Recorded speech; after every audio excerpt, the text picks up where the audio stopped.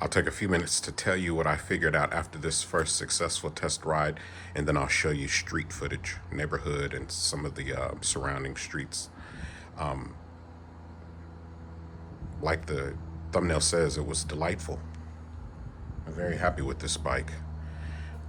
Usually when you build a turbo bike, they work well for the drag strip, but it's not easy to tune these things to work well on the street because your partial throttle, full throttle setup in terms of tuning is a lot easier to manage than multiple throttle settings and RPMs and speeds.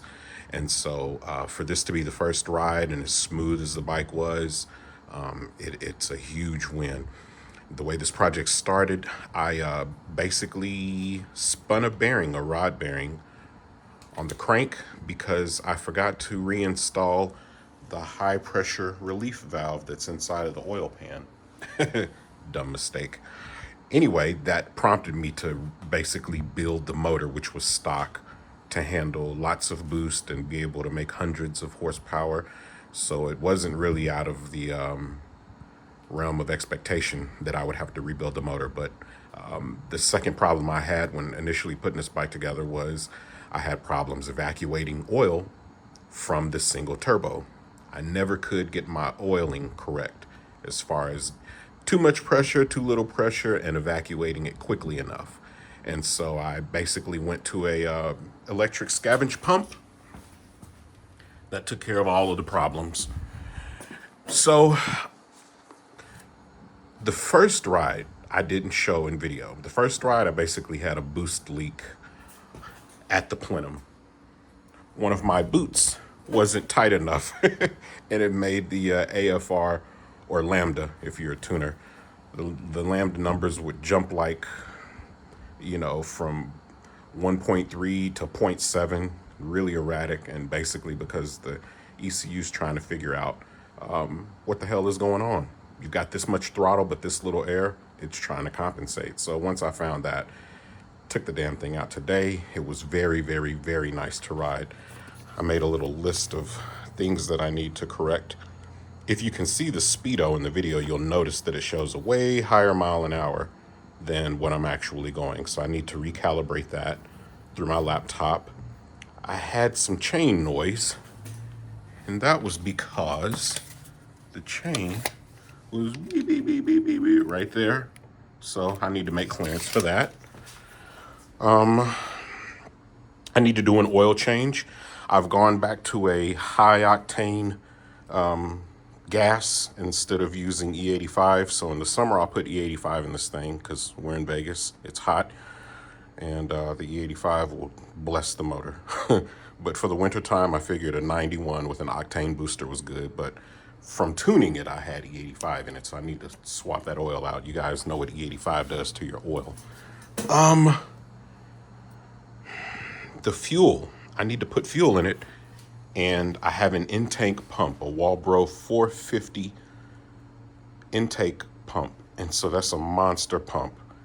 That's a pump that would manage this car, a 600 horsepower car, but I have no way of knowing how much fuel is in there, so I need to figure out a way to measure how little gas I have so that I'm not pushing this thing through an intersection. The other thing that you'll notice when you watch the video is that there's no idle speed control. So what I'm doing is when I get off of the throttle, I'll compensate by adding a touch bit more such that it doesn't die when you get off. And so one of the things that stock bikes have, cars, everything, is that there's a valve that allows the engine to continue getting a minimal amount of air when you chop the throttle. Since that doesn't exist on a boosted application, you manually have to be the idle control. And so you'll notice some of that sound, some of that throttle play as I slow down, as I approach a stop. And the other thing that I needed to correct was my clutch play. This bike normally, stock would have a hydraulic clutch, but because of the lockup that's in it, it has a cable clutch. So I need to make an adjustment with my cable here because I could feel it dragging and it doesn't click into neutral as easily as it should. So I can make that adjustment, and due to the whole lockup clutch setup, this bike should be able to handle all of the power. avoid burnt clutches. And so I mentioned lockup clutch. Some of you might not know what a lockup is. Here's an example of a lockup clutch. Your clutch pack, your fibers, your steels would be on this side of your pressure plate, and you have this snowflake. And what happens is these little arms swing out at different times based on the clutch's RPM. The wheel speed is what's driving this. So as your wheel speed picks up, these arms tighten up, they swing out, and you have this little bitty leg. And these legs, they squeeze the clutch pack tighter. And that's how it basically locks the clutch, such that you don't burn your plates and slip it. This is from a Hayabusa, but what's in here is very similar. So that's your crash course on a motorcycle lockup clutches. Anyway, this was intended to be a street bike, not a drag bike. And even though it's stretched, I think it's a 69-inch wheelbase, I intended it to be something that was real fun for the street. You know, the equivalent of say a Camaro with a huge blower popping out of the hood. That's what this was intended to be. I could put a longer arm on it and go drag racing, and maybe I'll do that in the future. But this was supposed to be something that would be fun to ride, but it has to be friendly to use. It has to be easy to use. It can't be something where you're so concentrated on piloting it that you can't pay attention to your traffic around you. So this first ride makes it a very promising and enjoyable thing for the future. Next video, I'll do some highway pulls with this, and you'll get to see, well, not see, you'll get to hear that turbo more. It doesn't really spool up that much at these 30-mile-an-hour speeds, 40 miles an hour maybe. You can hear it a tiny bit, but I'm gonna add another video where you get to hear more of it in action in the first person video. So enjoy.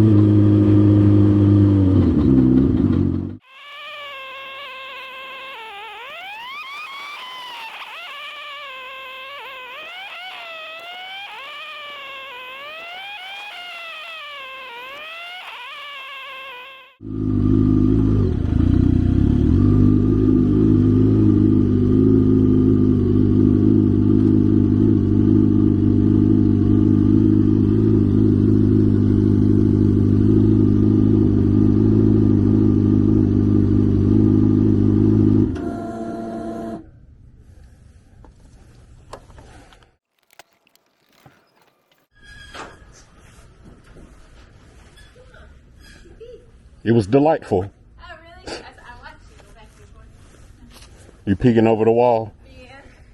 Yeah, it's delightful. Good. Yeah.